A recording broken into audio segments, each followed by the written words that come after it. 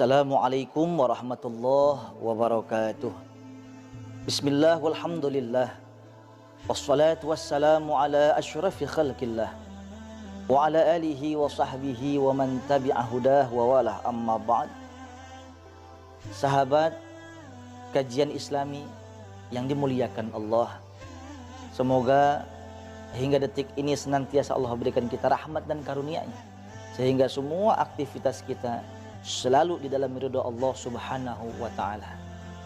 Sahabat kajian Islami yang dimuliakan Allah,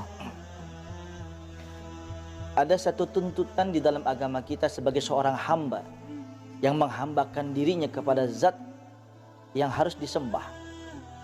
Itu tuntutan kita untuk selalu bermohon kepada Allah Subhanahu wa taala.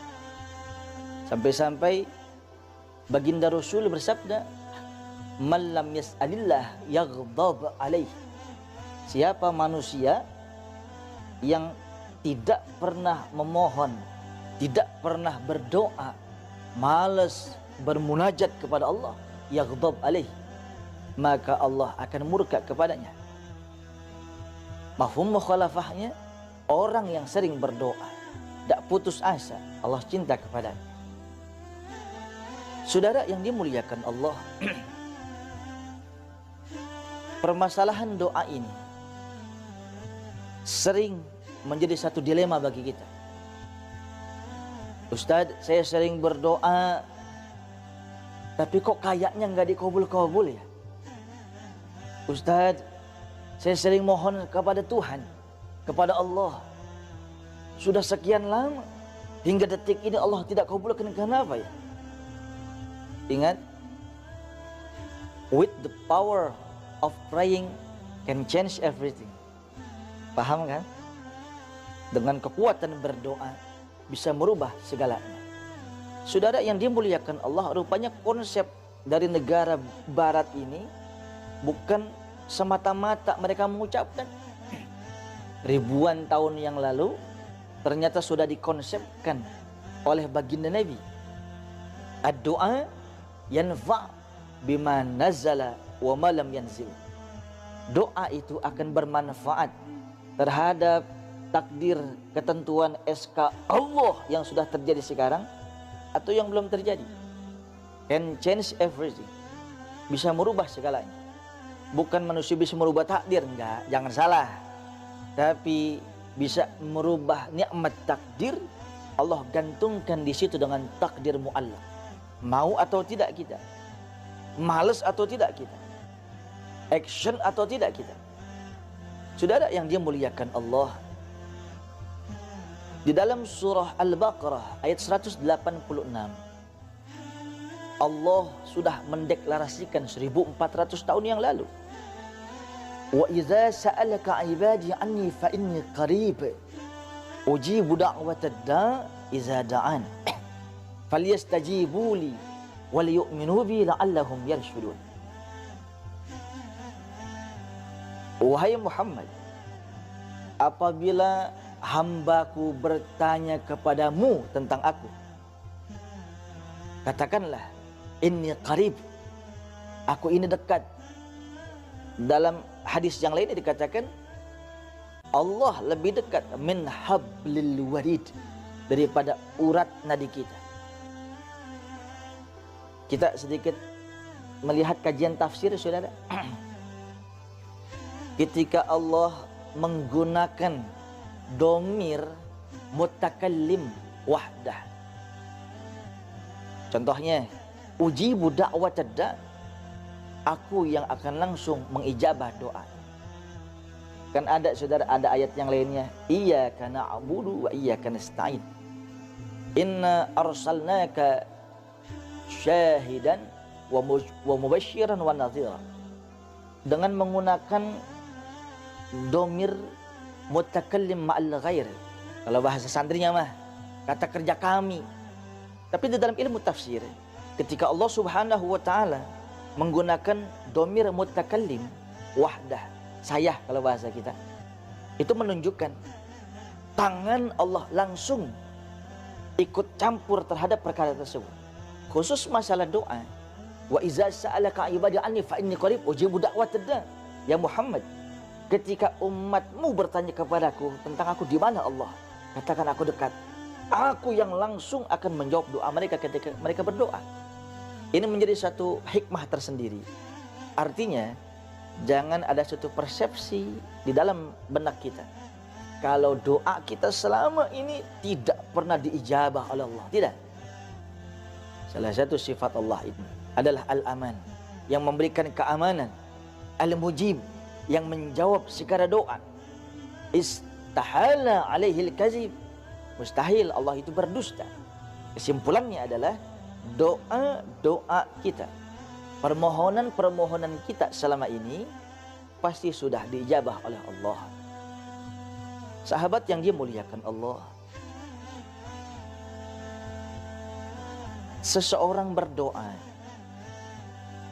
Allah mau kabulkan sesuai dengan keinginannya, itu hak prerogatif Allah. Di dalam kitab Ar-Risalah Al-Mu'awanah, Al-Habib Abdullah Al-Haddad rahimahullahu ta'ala rahmatan wasi'ah memberikan satu ilustrasi. Ketika seorang anak manusia berdoa, maka ada 3 hak prerogatif Allah yang berhubungan dengan doa sosok seorang hamba. Yang pertama, a'tahullahu ainal matlub. Allah berikan kepada itu hamba yang berdoa dengan yang dia mau. Contoh,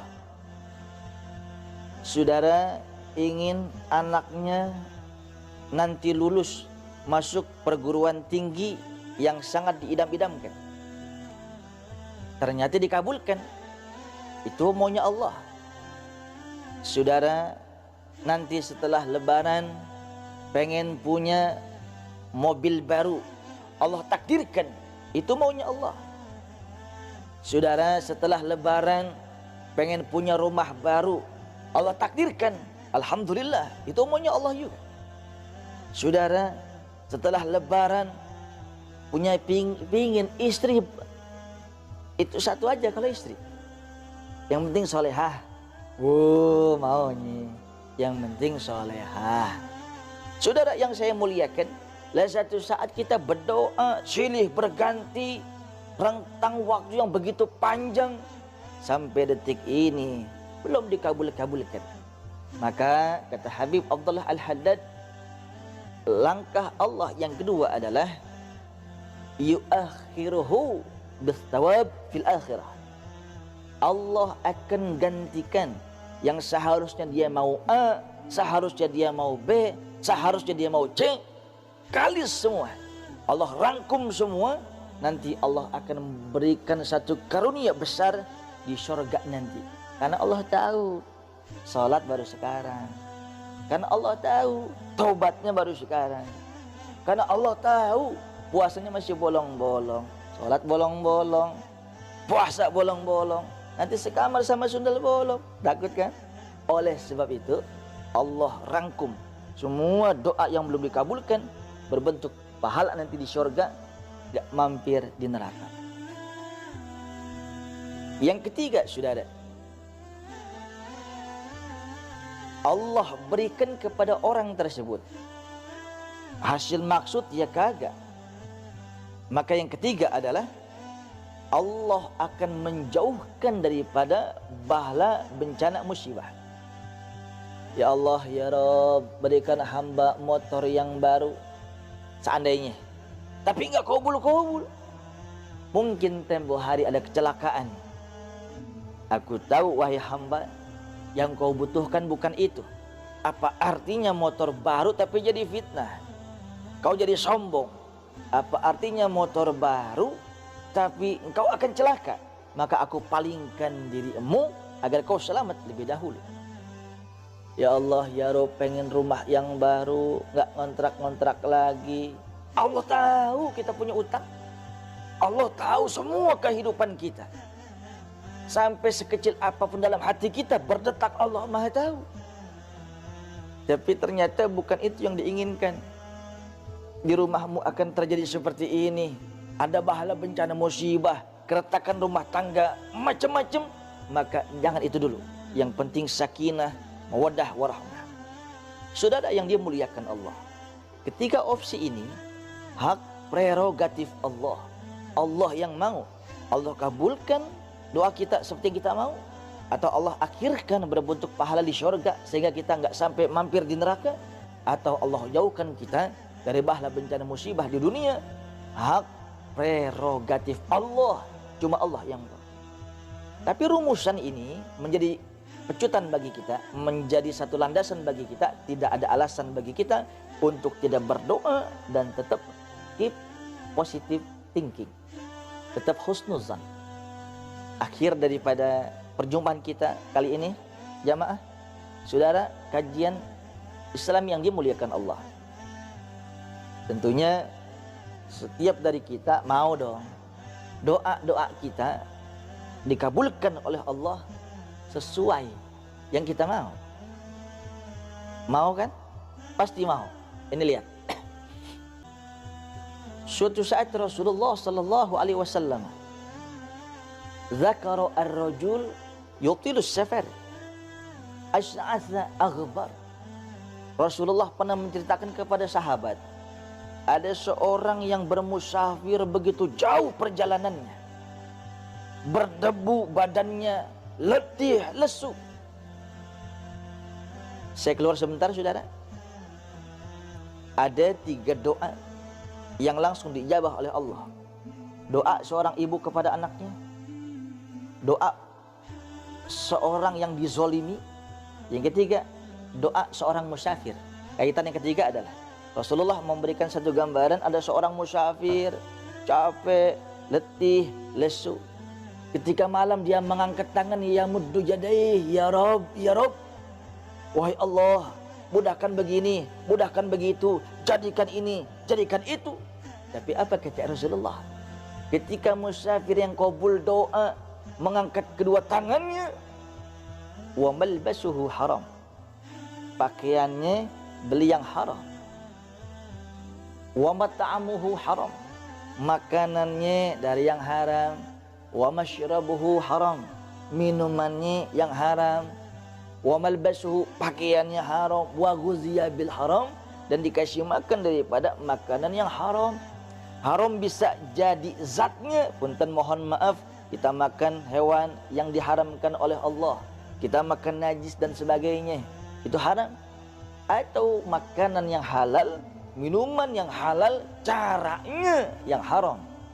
Uangnya korupsi, uangnya boleh nipu, uangnya hasil zalim, halal, tapi efek haramnya aridi, datang lantaran perbuatan ngambilnya yang salah.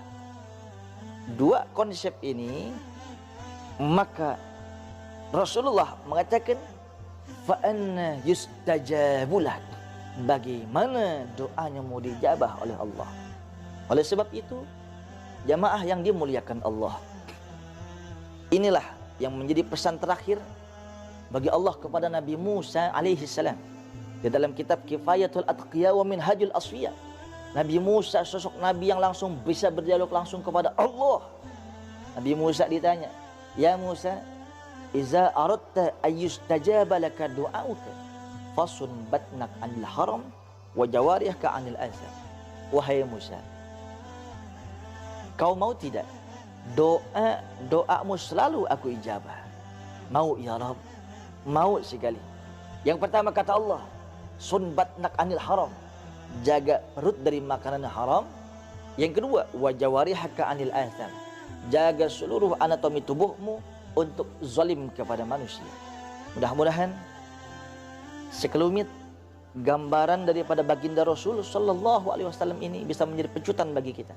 Ke depan al-fakir bisa menjadi manusia yang lebih baik.